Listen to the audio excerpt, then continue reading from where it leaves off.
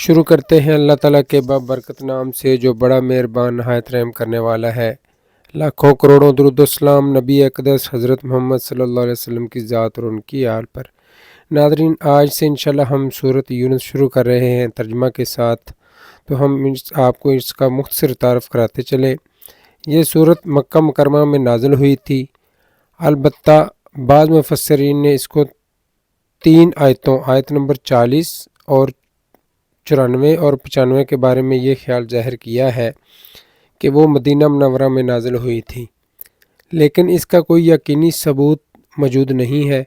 سورت کا نام حضرت یونس علیہ السلام کے نام پر رکھا گیا ہے، جس کا حوالہ آیت نمبر 98 میں آیا ہے۔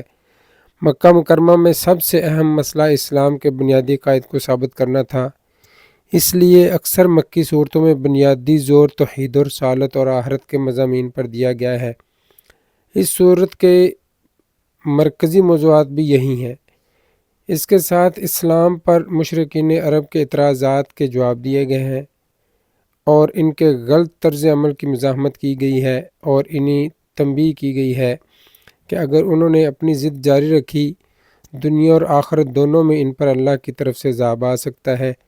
اس سلسلے میں پچھلے انبیاء کرام میں سے حضرت موسیٰ علیہ السلام کی مخالفت کے نتیجے میں فرعون کے غرق ہونے کا واقعہ تفصیل کے ساتھ، اور حضرت نوح اور حضرت یونس علیہ السلام کے واقعات اختصار کے ساتھ بیان فرمائے گئے ہیں۔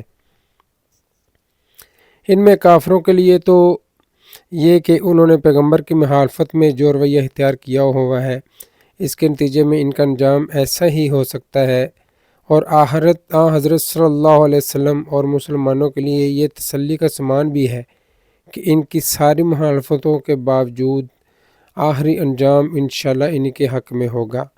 اللہ تعالی ہمیں قرآن مجید کی تلاوت کرنے اور اس پر عمل کرنے کی توفیق عطا فرمائے۔